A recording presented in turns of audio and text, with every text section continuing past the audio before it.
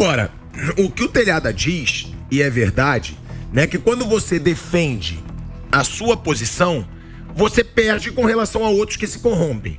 E aí, é por isso que eu digo que não tem como defender. Porque, pra mim, deveria ser uma distribuição igual. Ó, cada deputado tem isso pra fazer pela população. Isso seria o mais honesto com a população. E vota do jeito que quiser. Sim, seria o correto. Vota do jeito que quiser. Porque começa a ficar muito fácil você governar. Porque o que sempre me dizem, uma coisa você não pode negar. O Lula tem um baita talento político. Ele tem um tino político, ele sabe fazer política.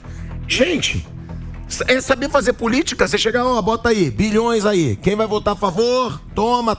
Isso não é saber fazer política. Isso é negociar. Isso é uma negociação descarada financeira. Negociar é política. Hã? Negociar... Bom, então pelo que você tá falando, você é a favor da política brasileira ser um escândalo pro resto da vida. Claro que não. Ué, como que não? Você sabe como seria A negociar? gente não quer mudar nada. Você quer ficar nisso sempre? Quem receber mais dinheiro em emenda, vai votar. Quem não receber, não vai. Não tem como você defender uma moralidade assim. Tiago, a primeira coisa que eu falei aqui, quando eu me iniciei a minha fala, foi falar que a sistemática da disponibilização das emendas está errada. A gente tem que mudar a sistemática, né? A gente tem que criar normas mais transparentes. A gente tem que impedir, por exemplo, que tenha prazo para disponibilizar a emenda. Deixa eu te falar, a primeira coisa que você falou não foi isso. A primeira coisa que você falou foi o Lula, em pouco tempo, aprovou várias reformas. Foi aí que você despertou a ira da roda inteira. É verdade também. Não é verdade. E digo mais, essa mini reforma ministerial do Lula é uma reforma que está buscando a hegemonização do PT dentro da política nacional e regional, né? Porque quando, por exemplo, o Lula quer colocar o PP e os republicanos no governo, ele está falando o seguinte, gente, eu vou colocar no meu governo o partido do Tarcísio, o partido da Damares e o partido da Tereza Cristina também, e o partido do Ciro Nogueira também, né? Ou seja, isso com certeza vai ruir regionalmente a base da oposição. Vai, piada. Vai ou não vai? Então essa... Não, ele tá certo no que ele fala, ele tá certo. Então não veja essa reforma ministerial como Lula querendo apenas aprovar a reforma política e ter mais ganhos na política legislativa federal. Felipe tá correto. Isso é global, que vê só esse foco não tá vendo todo. E aí quando você olha de fora, você fala, poxa, eu vou ter o republicano, vou ter o PP comigo. Eu estou no PP. Hoje o PP são 49 deputados. Nós somos em 49 deputados. Já hoje, mesmo sem cargo, mesmo sem ministério, nós temos praticamente uns 20 que são na oposição e uns 29 a favor do governo. E esses 29, com todo respeito aos colegas, cada um faz o que quer da sua vida, são aqueles que já estão recebendo algumas benesses do governo. Eliana, qual o seu partido? Eu sou do Progressista, sou do PP. Você é do Progressista. Sou do Progressistas. E aí esse partido está aceitando entrar nessa reforma ministerial. É isso. Pra minha vergonha, está acertando. Só que partido, todos os partidos têm esse problema. Partido, infelizmente, não representa a pessoa. Você, como político, você é obrigado a estar no partido. E hoje não existe um partido ideal. Me fale um partido. Todos os partidos hoje... Ou seja, você está tendo a coragem aqui de ir de encontro ao seu próprio partido. Não só eu, como essa é a posição do Ciro Nogueira, do presidente nacional do partido também. Só que o Ciro, ele é muito tranquilo no sentido de, na Câmara, quem vai negociar é o líder dos progressistas, que não é o Ciro Nogueira, ele está no Senado. Ele tem uma posição frontalmente contra o governo atual. Mas ele não vai impor do governo do PP não participar. Que eu acho uma pena. Para mim, o PP não deveria participar. Mas eu não sou líder do partido. Se eu fosse, eu teria uma posição bem clara nesse aspecto. Mas, infelizmente, o líder lá na Câmara, eu estou sabendo que, inclusive, talvez ele seja até o indicado para esse ministério. Quem é o líder? O Fufuca. Entendeu? Então, para mim, que estou no partido, é muito ruim. Eu estarei sendo uma oposição dentro do meu partido, não só contra o governo. Eu serei oposição já sou oposição dentro do governo. Pra você ter uma ideia, nessa reforma... E é isso que eu te pergunto, em cima disso, a nossa taxa que tá aí embaixo. Progressistas e republicanos ainda são oposição aceitando cargos nessa reforma ministerial? 50%. E era o mesmo que antes já não era oposição. Nós temos, o que eu falei, nós somos 130, 150 deputados de variados partidos. Hoje o partido mais oposição ainda é o PL, mas os outros partidos, tanto o republicano... E não é 100% também. Não é 100%. Tanto o republicano quanto o progressistas, ele não pode ser chamado de oposição. Não pode. Olha aí, é forte. Mas hein? é verdade. Isso é forte, que virou? Que antes era oposição e agora não. Ó, pergunta que virou que nós estamos comentando aqui, são interesses, pô. Tem um monte de deputado interessado em emendas, interessado em cargos, interessado em benesses no seu estado. Como eu lhe disse, eu também é muito ruim eu criticar algum deputado nesse aspecto, porque ele sabe que ele tem necessidade no estado dele. Mas eu tenho uma posição política definida que eu não me vendo por cargo, não me vendo por emenda. Só que eu te falei, de 513 deputados na Câmara dos Deputados, você tira 130, 140, 150 no máximo. Então nós somos todos os partidos, até o PL, nós temos deputados que estão com o governo. Infelizmente agora o progressista entrando no governo, isso vai ficar muito ruim pra gente que é do partido, mas eu vou manter minha posição, vou manter minha trincheira em combate, eu estarei em oposição contra esse governo. É muito delicado isso, né? Eu vou te passar, Felipe, que eu sei que você quer falar, mas Nelson, Diego, o próprio Segré antes, é delicado isso porque a gente está falando que o plano do Lula tá dando certo. Ele está conseguindo enfraquecer a oposição. Se a gente está falando que dois dos principais partidos de oposição já não representam uma oposição, ele está enfraquecendo essa oposição tanto na Câmara quanto no Senado. Tá e não tá, Thiago? Eu discordo um pouco. Tá e não eu discordo um pouco dessa posição, Thiago, porque cada vez mais o poder político ele não está mais atrelado ao partido. Mas então você acha que os deputados agem individualmente? Vamos dar o exemplo do Tarcísio. O Felipe colocou aqui, olha, ele vai trazer o Republicanos, que é o partido do Tarcísio. O Tarcísio não vai se tornar base do governo, apoiador do governo, em virtude do trânsito do partido dele para a base. Mas vai conseguir agenda para disputar as eleições. Inclusive, isso libera o Tarcísio para que ele busque outros partidos e saia do mandato sem ter qualquer prejuízo. Porque a legislação eleitoral, ela autoriza essa alteração se o partido tiver uma alteração na sua linha ideológica. Então, um partido que é de direita e de uma hora para outra deixa de ser direita para ser esquerda, qualquer deputado, qualquer político ligado a esse partido pode deixar esse partido ir para outro. Isso vira uma balança até pro partido, porque, de certa forma, entrar no ministério, entrar no governo é muito importante pro partido, porque vai ter mais poder, de certa forma, vai lidar diretamente com o orçamento, mas por outro lado, a ameaça do Tarcísio de deixar o partido também pesa. Ele vai uma decisão. Vai pro progressista? Hoje ele não vai pra lugar nenhum. Hoje ele não vai pra lugar nenhum. Ele nem tem que fazer esse movimento agora. O Bolsonaro tá inelegível.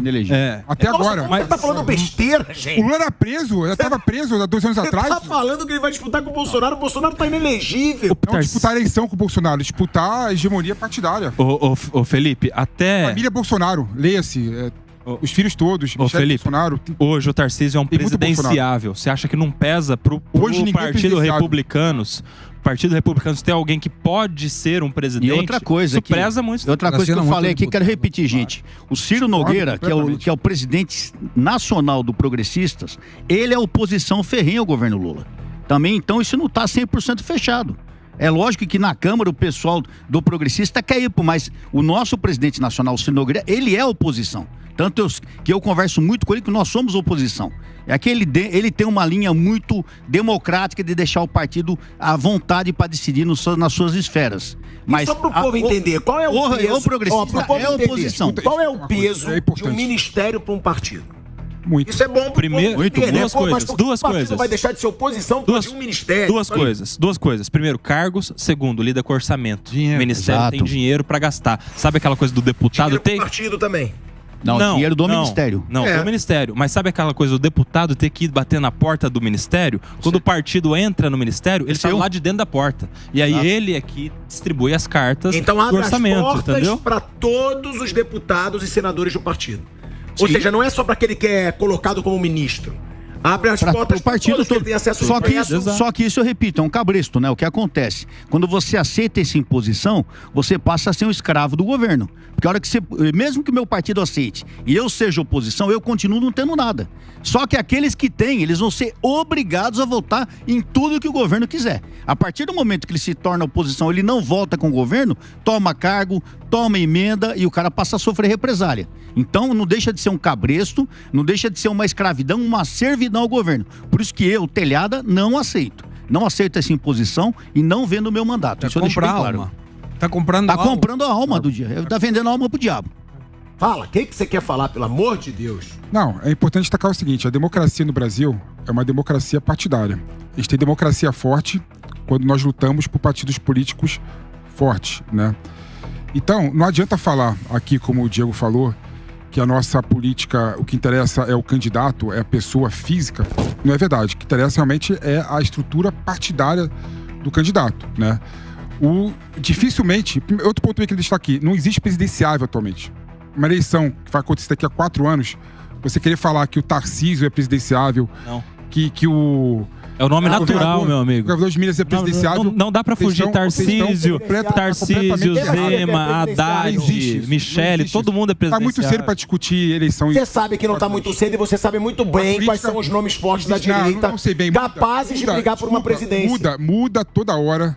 A história da ciência política demonstra isso. Você fazer um estudo pragmático, né, levantando todos os candidatos a presidente da República no primeiro ano e ver quem foi que disputou as eleições, é completamente diferente, é outro cenário. Então quem fala que alguém é presidenciável é que não entende de política. Política são como nuvens. Não, a todo momento. o Tarcísio não, você tá falando que o Tarcísio... Quem fala que o Lula aprovou reformas rápido, botando emendas na mesa. Eu fiz esse levantamento. Eu posso compartilhar com você. Então compartilhe, por favor. Ainda que ele não seja um presidenciável, ele é o governador do maior estado da federação. Ele é um político que ele tem um peso naturalmente. Então eu te dou um caso concreto. Falar que o Tarcísio é presidenciável é coisa de quem não entende política. Ô, Felipe, eu vou te dar o caso concreto. Hoje é o nome naturalmente... Gente, primeiro, ele era o ministro... Ele era o ministro mais elogiado pelo Bolsonaro ao lado do Paulo Guedes. Deixa eu poupar vocês. Bolsonaro elogiava adoidado Deixa eu poupar vocês. Ele se tornou o governador do estado mais rico do país. Sem ser de São Paulo. Nunca. Ele é um cara técnico. Nunca. Ele é um cara político. Como é que ele não é presidenciável? Então, eu vou te dar um exemplo concreto. E eu quero que você rebata esse exemplo concreto. Nunca um governador do estado de São Paulo conseguiu ser presidente da República do Brasil. Mas quantos governadores candidataram? Quantos governadores se candidataram? Então, José Serra, Geraldo Alckmin, Dória fez pré-campanha. Todos se candidataram, ninguém ganhou. E existe uma questão por trás disso. Porque quando você é governador de um estado forte, como é São Paulo, você para de fazer política global e faz política regional. E São Paulo, querendo ou não, os direitos de São Paulo muitas vezes vão de encontro aos interesses do Brasil como um todo. Então, assim, ou seja, o Tarcísio não será candidato a presidente da República em qualquer cenário. Você tá bancando? Falou a mãe de Ná, bancando que loucura, por meio irmão. de estudos empíricos. Nunca o governador do estado de São Paulo foi presidente da República. Tá, mas candidato já foi. Você tá falando que ele não vai ser candidato. Ser presidenciável é ser candidato. Que ele não vai ser candidato. Você não tá falando que ele não vai ser presidente. Não vai ser. Não vai ser. Você tá bancando. Tô bancando. Com base no quê? Estudos empíricos. Nos seus estudos do passado. Sabe? Eu nesse ponto eu concordo, eu concordo com o Felipe. Eu também Posso não falar? É claro que o Tarcísio seria um excelente candidato, um candidato muito forte, mas eu também acho que a conjuntura política traz outras candidaturas. Eu posso falar uma coisa também? cenário de 2026. Eu concordo com o Felipe. Quando a gente discorda, às vezes, nós temos que entender. Primeira coisa que eu concordo, é muito cedo pra gente discutir isso. A política, ela muda praticamente de semana a semana. Então, falar que o Tarcísio não é candidato, realmente é besteira falar isso. Pode ser, sim, pode ser. Seria um ótimo candidato. Mas nós discutirmos se ele é ou não, é muito cedo. Isso nós vamos poder ter uma visão lá para 2024, 2025. Talvez comece a se concretizar alguma coisa. Nós temos o Tarcísio, temos o Zema, que são nomes fortes, mas muita coisa vai acontecer. Eduardo Leite, nós temos muita coisa para mudar ainda. Então essa discussão realmente ela fica um pouco perdida, talvez até por causa do tempo. Não há tempo adequado para se discutir isso ainda, mas nós podemos entender que sim, ele é um nome forte, sim, mas ele é candidato? Talvez. Então... Agora... Não tá errado não, Felipe. Concordo com você.